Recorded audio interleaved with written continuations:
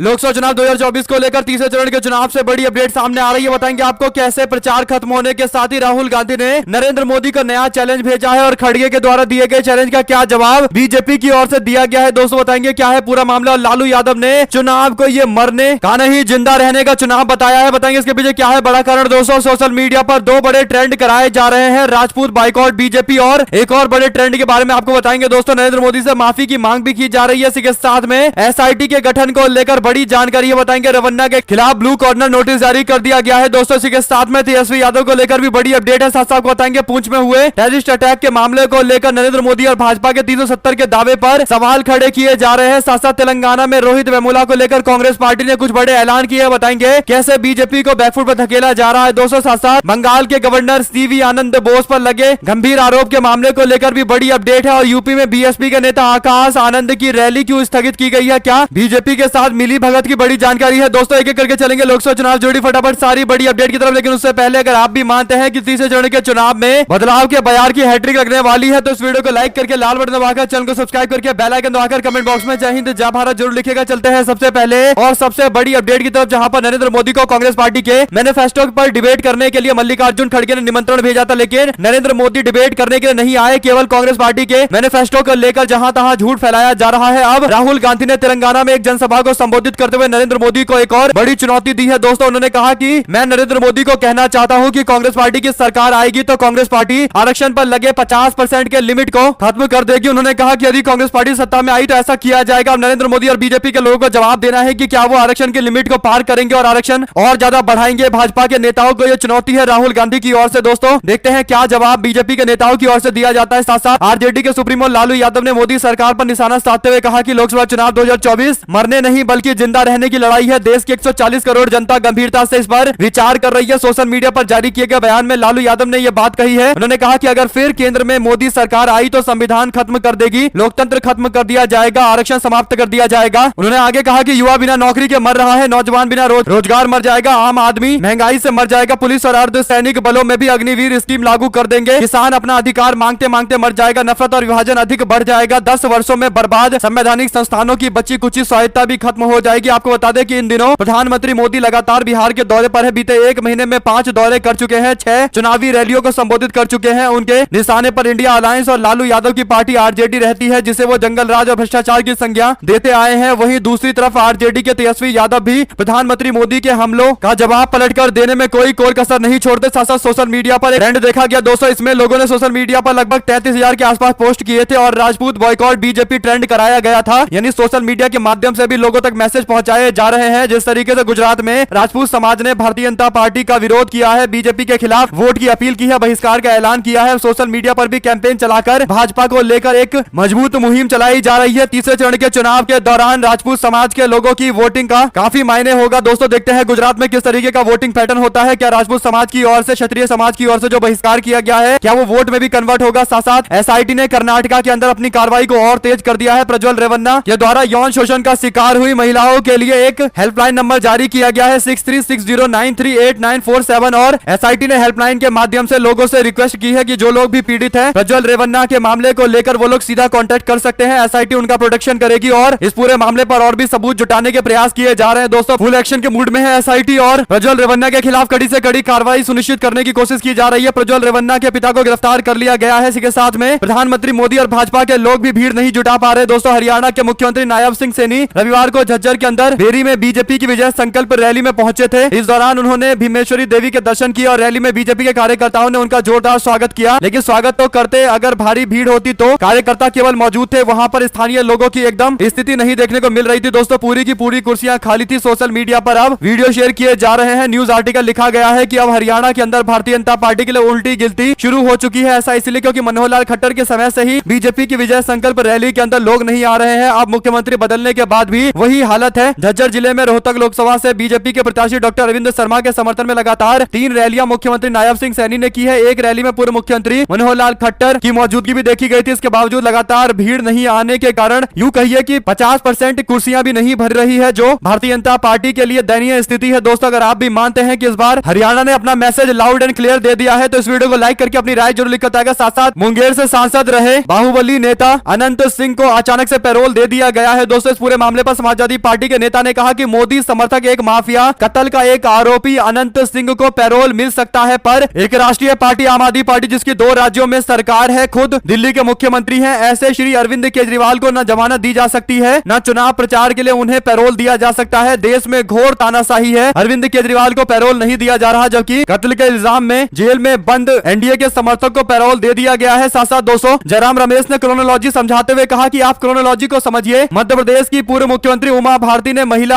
आरक्षण बिल में ओबीसी उप कोटा की मांग की। रिएक्शन ये आया कि उन्हें मार्गदर्शक मंडल में डाल दिया गया। इसके बाद एक एक्शन हुआ बदायूं से। बीजेपी की मौजूदा भाजपा सांसद संघमित्र मौर्य ने महिला आरक्षण विधेयक में जाति जनगणना और ओबीसी उप कोटा का समर्थन किया। रिएक्शन ये आया कि मोदी शाह ने उन्हें उम्मीदवारी की सूची से हटा दिया। एक्शन एक और लिया गया कि फूलपुर से मौजूदा बीजेपी की सांसद केसरी देवी पटेल ने महिला आरक्षण विधेयक में ओबीसी उप कोटा का समर्थन किया। रिएक्शन ये आया कि मोदी शाह ने उन्हें उम्मीदवार की सूची से हटा दिया। आरक्षण विरोधी नरेंद्र मोदी हैशटैग का इस्तेमाल करते हुए जयराम रमेश क्रोनोलॉजी समझा रहे हैं। साथ साथ दोस्तों शिवपाल यादव ने दावा किया है कि समाजवादी पार्टी के कार्यकर्ताओं के खिलाफ पुलिसिया कार्रवाई की जा रही है। मैनपुरी के करहल चौराहे पर समाजवादी पार्टी के रोड शो के दौरान हंगामा हो गया, जिसके बाद पुलिस ने समाजवादी पार्टी के करीब 100 कार्यकर्ताओं के खिलाफ अज्ञात में मुकदमा दर्ज किया है। लेकिन अब इस मामले में सपा के नेता शिवपाल यादव ने एक बड़ा दावा किया है। करीब 40 लोगों को इन्होंने उठा लिया। सरकार का दबाव है, जनता इन्हें वोट नहीं देना चाहती है। आज हमारा अपना डेलीगेशन दिल्ली और लखनऊ में चुनाव आयोग से मिलेगा। बीजेपी यह चुनाव नहीं जीतने वाली है। दरअसल जब रोड शो मैनपुरी के करहल चौराहे पर पहुंचा तो वहां पर लगी महाराणा प्रताप की प्रतिमा पर समाजवादी पार्टी के कार्यकर्ता चढ़ गए। समाजवादी पार्टी के कार्यकर्ताओं ने हाथों में सपा का झंडा लेकर नारेबाजी करने लगे, जिसके बाद हंगामा शुरू हो गया। बताया जा रहा है कि कार्यकर्ता हाथों में झंडा लेकर प्रतिमा के ऊपर चढ़ गए और नारेबाजी करने लगे, जिस पर बीजेपी के कार्यकर्ता भी सामने आ गए और दोनों की ओर से नारेबाजी होने लगी। सांसद राजनाथ सिंह बोले, कहा अग्निवीर युवकों के भविष्य के साथ कोई खिलवाड़ नहीं होगा। रिटायर्ड होने के बाद अगर वो आईएएस आईपीएस बनना चाहते हैं तो बन सकते हैं। इसके बाद इस पर निशाना साधते हुए आईपी सिंह बोले, कहा अपने विधायक बेटे से कहिए कि आईएएस बन जाए। यानी दोस्तों जो लोग अग्निवीर बने, जो लोग चाह रहे थे कि उनको सेना के जवान के रूप में अपनी सर्विस करने का मौका मिलना चाहिए, 60 वर्षों तक 65 वर्षों तक जब तक सेना का कार्यकाल होता है तब तक उनको काम करने का मौका मिलना चाहिए था। लेकिन मात्र 4 साल में 75% लोगों को रिटायर्ड कर दिया जाएगा और यही लोगों के लिए सबसे बड़ा दुखड़ा है दोस्तों। लेकिन इसके बावजूद राजनाथ सिंह कह रहे हैं कि आईएएस आईपीएस बनना चाहते हैं तो बन सकते हैं। लेकिन देश के युवाओं को अगर नरेंद्र मोदी और भारतीय जनता पार्टी के लोग वाकई एक ऑप्शन देना चाहते हैं तो उनको कहना चाहिए कि जो अग्निवीर बनना चाहते हैं उनके लिए ऑप्शनल है। वो चाहे तो 4 साल में नौकरी छोड़ सकते हैं और आईएएस आईपीएस बन सकते हैं। जबरदस्ती नौकरी से बाहर करना और अग्निवीर बना देना, रिटायर्ड कर देना 4 साल में, ये कौन सा न्याय है? ये अपने आप में बड़े सवाल है दोस्तों। राजनाथ सिंह को निशाने पर लेते हुए कहा गया है कि वो अपने बेटे से कहे कि विधायक के पद से इस्तीफा दे दे और आईएएस बन जाए, क्योंकि पता है कि इसके लिए तैयारी करनी पड़ती है, लोगों को दिन रात काम करना पड़ता है और कुछ ही पोस्ट होते हैं आईएएस आईपीएस के। साथ साथ यौन शोषण के आरोप में फंसे जेडीएस के पूर्व नेता और कर्नाटक की हासन लोकसभा सीट से सांसद प्रज्वल रेवन्ना की मुश्किलें बढ़ती नजर आ रही है। इस मामले में अब प्रज्वल रेवन्ना के खिलाफ ब्लू कॉर्नर नोटिस जारी किया गया है। कर्नाटक के गृह मंत्री परमेश्वर ने इसकी जानकारी दी है। समाचार एजेंसी पीटीआई ने कर्नाटक के गृह मंत्री परमेश्वर के हवाले से बताया है कि यौन उत्पीड़न के मामले का सामना कर रहे प्रज्वल रेवन्ना को भारत वापस लाने के लिए इंटरपोल की मदद ली जा रही है। साथ ही केंद्रीय जांच ब्यूरो ने ब्लू कॉर्नर नोटिस भी जारी कर दिया है। रेवन्ना परिवार की मुश्किलें बढ़ती जा रही है। जानकारी के अनुसार प्रज्वल रेवन्ना के खिलाफ यौन शोषण का आरोप लगा है। इस मामले से जुड़े वीडियो सामने आने के बाद खुलासा हो पाया है और सरकार ने एसआईटी का गठन कर दिया है। कुल मिलाकर दोस्तों ब्लू कॉर्नर नोटिस जारी करने के बाद अब अंतरराष्ट्रीय स्तर पर भी सारी एजेंसियां संज्ञान लेंगी और जिसको भी प्रज्वल रेवन्ना के बारे में जिस देश की पुलिस को भी कोई डिटेल मिलेगी तो वो भारत के साथ शेयर करेगा और इसके बाद कर्नाटक की एसआईटी की ओर से कार्रवाई की जा सकती है। ब्लू कॉर्नर नोटिस जारी करना एक अच्छा कदम है। माना जा रहा है कि वो जर्मनी भागकर चला गया है। साथ साथ लोकसभा चुनाव के तीसरे चरण के लिए 7 मई को 10 राज्यों और 2 केंद्र शासित प्रदेशों के अंदर कुल 94 सीटों पर मतदान होगा। इसमें गुजरात की 26, कर्नाटक की 14, मध्य प्रदेश की 8, महाराष्ट्र की 11, उत्तर प्रदेश की 10, असम की 4, बिहार की 5, छत्तीसगढ़ की 7, गोवा की 2, बंगाल के 4, जम्मू कश्मीर की 1, दादर नगर हवेली के और दमन दीप की 1 सीट पर चुनाव होंगे। 1352 उम्मीदवार मैदान में उतरे हुए हैं। 13 राज्यों केंद्र शासित प्रदेश में 94 लोकसभा सीटों पर वोट डाले जाएंगे। इसमें ज्यादातर भारतीय जनता पार्टी के द्वारा जीती गई सीटें हैं 2019 में और यहीं पर अगर बीजेपी के वोटों में सेंधमारी की गई और गुजरात के क्षत्रिय समाज के द्वारा जो बातें कही गई है उसके अनुसार कांग्रेस पार्टी को वोट डाल दिया गया तो पूरी तरीके से समीकरण इंडिया गठबंधन के पक्ष में बदल जाएंगे। दोस्तों आप लोगों की जो भी राय हो लिखकर जो बताएगा। साथ साथ तेजस्वी यादव ने नरेंद्र मोदी का स्पीच एक बार फिर से लोगों को सुनाया है। पोर्टेबल स्पीकर लेकर आजकल तेजस्वी यादव घूम रहे हैं। खुद भाषण देने से ज्यादा ये प्रेफर कर रहे हैं कि लोग नरेंद्र मोदी के पुराने भाषणों को सुने। लोगों को समझ में आ जाएगा कि कौन से चांद दिखाए गए थे, सपने दिखाए गए थे और हकीकत में लोगों को क्या दिया गया है। यही बड़ा कारण है कि अब नरेंद्र मोदी के भाषण लोगों को सुनाकर हकीकत भाजपा की सबके सामने रखी जा रही है। दोस्तों अगर आप भी मानते हैं कि मुख्यमंत्री प्रधानमंत्री नरेंद्र मोदी बीजेपी के प्रधानमंत्री नरेंद्र मोदी के सबसे बड़े आलोचक है और इसीलिए नरेंद्र मोदी जब मुख्यमंत्री थे तब के समय के भाषणों को लोगों को सुनाना चाहिए। तो अपनी राय जरूर लिखकर बताएगा। साथ साथ जम्मू कश्मीर के पुंछ जिले के अंदर 4 मई को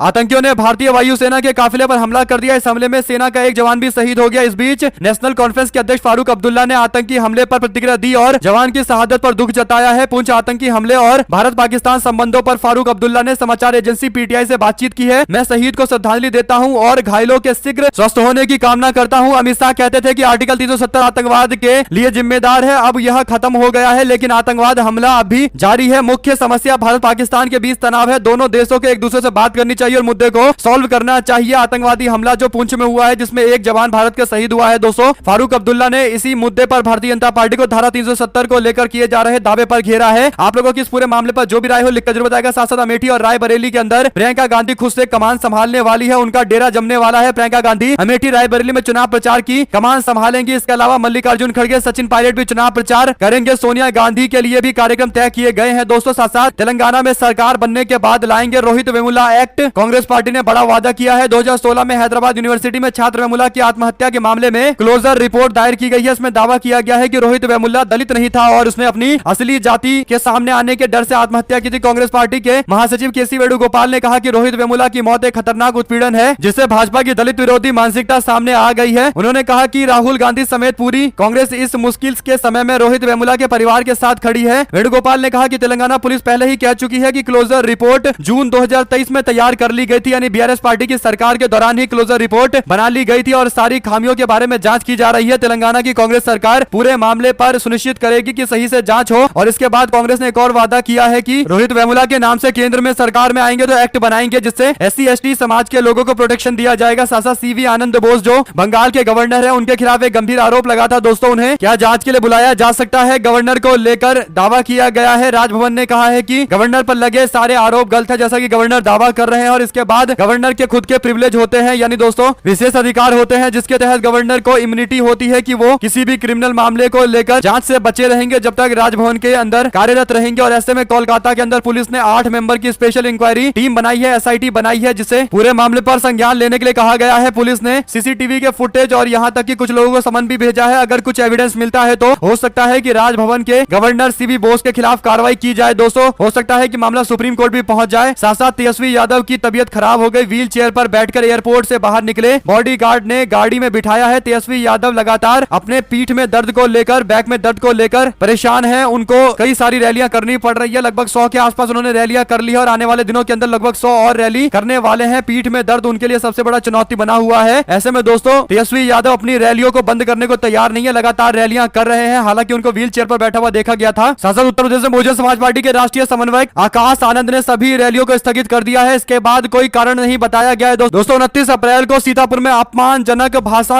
के मामले को लेकर FIR दर्ज होने के बाद ऐसा हुआ है। आकाश ने 6 अप्रैल को नगीना लोकसभा सीट से अपनी पार्टी का अभियान शुरू किया था। बाद में उन्होंने आगरा, बुलंदशहर, मथुरा, वाराणसी, गोरखपुर, अंबेडकर नगर, आजमगढ़ और कौशाम्बी सहित पश्चिम और पूर्वी उत्तर प्रदेश में कई रैलियों को संबोधित किया था। 29 अप्रैल को आकाश ने पार्टी के प्रत्याशी महेंद्र यादव को लेकर सीतापुर में एक जनसभा को संबोधित किया था, जिसके बाद उनके खिलाफ IPC की धारा 502 के तहत मामला दर्ज किया गया है, यानी नफरत को बढ़ावा देने के तहत IPC की धारा मामला दर्ज किया गया है और RPI एक्ट के 125 के धारा के तहत मामला दर्ज किया गया है और 36 अन्य लोगों के खिलाफ भी प्राथमिकी दर्ज की गई है। बसपा के नेता को 1 मई को लखनऊ और कानपुर के अंदर सार्वजनिक सभा को संबोधित करना था, लेकिन दोनों जगह कार्यक्रम को स्थगित कर दिया गया है। दोस्तों क्या आकाश आनंद के बयानों को लेकर किसी राजनीतिक पार्टी को इतना नुकसान हो रहा है कि अब वो उनकी रैली को रद्द करवाने के लिए उन पर दबाव बना रहे हैं, जैसा कि विपक्ष के लोगों ने दावा किया है? आप लोग जान सकते हैं, क्योंकि आकाश आनंद जो टिप्पणियां कर रहे थे उससे एक तरीके का मोबिलाइजेशन BSP के वोटरों में देखा जा रहा था। ऐसा लग रहा था कि BSP के वोटर एक बार फिर से एकजुट होंगे और BSP के साथ मजबूती से दिखाई देंगे और जितना BSP मजबूत होगी आप लोग जानते हैं कि इस पार्टी को उतना नुकसान होगा। आपकी जो भी राय हो लिखकर जरूर बताएगा। साथ साथ शिवराज सिंह चौहान का सुरक्षा में चूक, युवक ने की मंच से माइक छीनने की कोशिश। सोशल मीडिया पर वीडियो काफी शेयर किया जा रहा है दोस्तों, लेकिन जब माइक पकड़ने की कोशिश की गई तो सुरक्षा में लगे व्यक्ति ने युवक को आगे जाने से रोका है। दोस्तों इसी के साथ में तीसरे चरण से पहले RJD के लिए बुरी खबर आई है। रणधीर कुमार सिंह ने पार्टी छोड़ने का ऐलान कर दिया है। JDU में शामिल होने को लेकर बड़ी जानकारी है। साथ साथ कानपुर में प्रधानमंत्री मोदी की सभा और फतेहपुर सीकरी में प्रियंका गांधी की सभा में जमीन आसमान का अंतर दिखाई दे रहा है। दोस्तों प्रधानमंत्री मोदी के कानपुर वाले वीडियो को शेयर करते हुए देखा जा सकता है। इसमें बताया जा रहा है कि कैसे केवल गाड़ियों का काफिला चल रहा है, लोग दिखाई नहीं दे रहे, जबकि प्रियंका गांधी की सभा में भारी भीड़ आई हुई है। हालांकि बीजेपी के नेता दावा कर रहे हैं कि यह असली पिक्चर नहीं रही है। साथ साथ छत्तीसगढ़ कांग्रेस के दफ्तर में स्थानीय नेताओं की बदसलूकी के कारण नाराज राष्ट्रीय प्रवक्ता राधिका खेड़ा ने पार्टी से इस्तीफा दे दिया है। उन्होंने सोशल मीडिया पर अपना इस्तीफा पोस्ट करते हुए लिखा कि आज अत्यंत पीड़ा के साथ पार्टी की प्राथमिक सदस्यता को त्याग रही हूँ, अपने पद से इस्तीफा दे रही हूँ। हाँ, मैं लड़की हूँ, लड़ सकती हूँ और वही अब मैं कर रही हूँ। अपने व देशवासियों के न्याय के लिए मैं निरंतर लड़ती रहूंगी। दरअसल राधिका खेड़ा छत्तीसगढ़ कांग्रेस की नेताओं के बीच विवाद हो गया था। मामला मंगलवार का बताया गया जब मीडिया के बयान देने को लेकर नेताओं में आपस में विवाद हो गया था। कांग्रेस पार्टी के मुख्यालय राजीव भवन में यह विवाद हुआ था। दोस्तों, शासक कर्नाटक के भारतीय जनता पार्टी की ओर से जो वीडियो शेयर किया गया है, मुस्लिम समाज के व्यक्ति को 2D एनिमेशन से दिखाने का प्रयास किया जा रहा है और SC ST OBC आरक्षण छीनने की कोशिश करते हुए मुस्लिम समाज के व्यक्ति को दिखाया जा रहा है। अशोक कुमार पांडे इस वीडियो को लेकर बोले, कहा अगर इस देश में कोई चुनाव आयोग होता तो इस एड के बाद या तो कोई बड़ी कार्रवाई करता या फिर इस्तीफा दे देता। CD कांड में फंसी बीजेपी पार्टी जानती है कि सांप्रदायिकता इकलौता सहारा है और चुनाव आयोग इसका कुछ नहीं करने वाला है। इसी के साथ में कर्नाटक अश्लील वीडियो कांड 3 और पीड़िता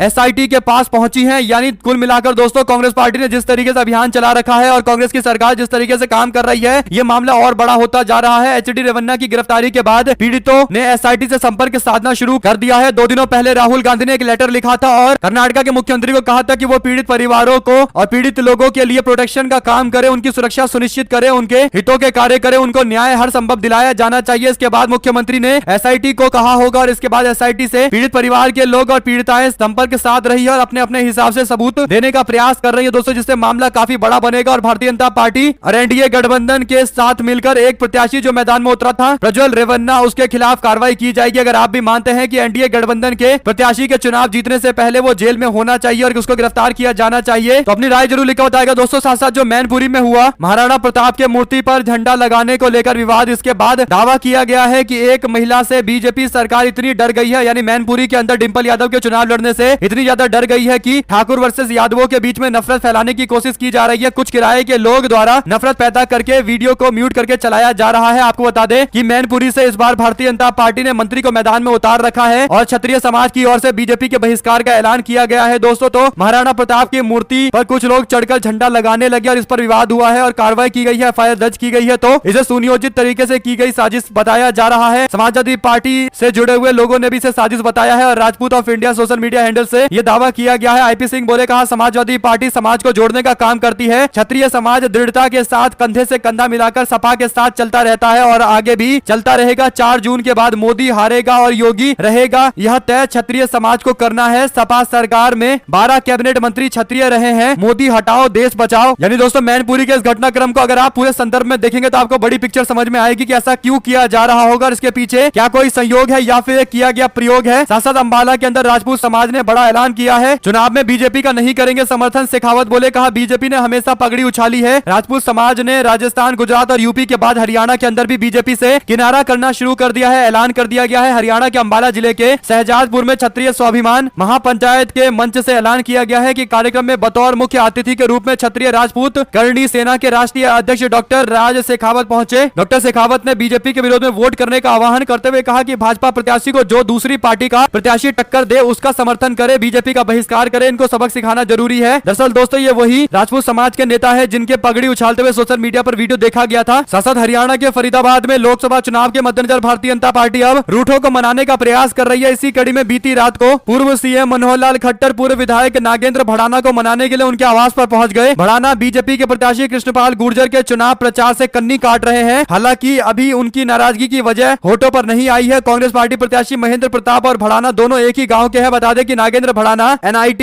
फरीदाबाद से इनेलो के विधायक बने थे, बाद में भारतीय जनता पार्टी में शामिल हो गए थे। यानी अब बीजेपी में मान मुनव्वल का काम लगातार जारी है। इसके पीछे सबसे बड़ा कारण यह है कि भारतीय जनता पार्टी को हरियाणा में सारे अपने वोटरों को एकजुट करना पड़ेगा अगर उन्हें चुनाव जीतने की थोड़ी भी उम्मीद अपने आप को बनाए रखनी है, क्योंकि बीजेपी से कई सारे वोटर छिटकते जा रहे हैं। दोस्तों, उनकी सभाओं में भीड़ नहीं आ रहे, तो पूरे मैनेजमेंट करके ही बीजेपी चुनाव जीत सकती है। दूसरा कोई विकल्प दिखाई नहीं दे रहा। कोई ऐसी लहर नहीं है जो पहले के चुनावों में हुआ करती थी और बीजेपी ज्यादा संगठन को लेकर केवल काम करती थी। उनको पता था कि नेताओं को मनाए ना मनाए जाने से कुछ फर्क नहीं पड़ेगा, संगठन मजबूत होगा और मोदी के नाम पर वोट मिल जाएगा। लेकिन इस बार एक उदासीनता हरियाणा में देखने को मिल रही है। रैली, रोड शो, कहीं भी बीजेपी भीड़ नहीं जुटा पा रही है। साथ साथ भारतीय जनता पार्टी के मैनिफेस्टो में 67 बार मोदी शब्द का इस्तेमाल किया गया है। यह दावा करते बताया गया कि मणिपुर शब्द का एक बार भी जिक्र नहीं किया गया। सोशल जस्टिस यानी सामाजिक न्याय का एक बार भी जिक्र नहीं किया गया। LGBT समाज के लोगों को लेकर कोई भी बात नहीं कही गई। GST को लेकर 3 बार जिक्र किया गया है, जॉब को लेकर मात्र 2 बार और रिजर्वेशन को लेकर 2 बार, इन्फ्लेशन इन्फ्लेशन यानी महंगाई को लेकर एक बार और जम्मू कश्मीर को लेकर एक बार, इक्वालिटी को लेकर एक बार, मुस्लिम शब्द एक बार इस्तेमाल किया गया है। जबकि कांग्रेस पार्टी को लेकर यह जानकारी है कि उनके मैनिफेस्टो में जीएसटी को 14 बार शब्द का इस्तेमाल किया गया है, जॉब को लेकर 36 बार शब्दों का इस्तेमाल किया गया, रिजर्वेशन को लेकर 6 बार, इन्फ्लेशन को लेकर 3 बार, जम्मू कश्मीर को लेकर एक बार, इक्वालिटी को लेकर 3 बार, मुस्लिम शब्द का एक बार भी इस्तेमाल नहीं किया गया है। जो भाजपा के लोग कांग्रेस पार्टी को लेकर गंभीर सवाल खड़े कर रहे थे, मणिपुर का 2 बार शब्द का इस्तेमाल किया गया है, सोशल जस्टिस 4 बार शब्द का इस्तेमाल किया गया, एलजीबीटीक्यू के लिए 3 बार शब्द का इस्तेमाल किया गया है। आप लोगों की इस पूरे मामले को लेकर जो भी राय हो दोस्तों लिख कर बताएगा। साथ साथ अमित शाह कह रहे हैं कि वो तेलंगाना में 17 में से 10 सीटें जीतेंगे। मनोज कुमार झा बोले, कहा 7 छोड़ दिया भाई साहब ने, इसे ही बड़प्पन कहते हैं शायद, यानी भाजपा के लोग अनअचीवेबल टारगेट लोगों को देते हैं दोस्तों, और ये काफी बड़ा मामला है। आप लोगों की जो भी राय हो लिखकर जरूर बताएगा। हमारे साथ लगातार जुड़े रहने के सभी दोस्तों, भाइयों, बहनों, मित्रों का बहुत बहुत धन्यवाद। ज्यादा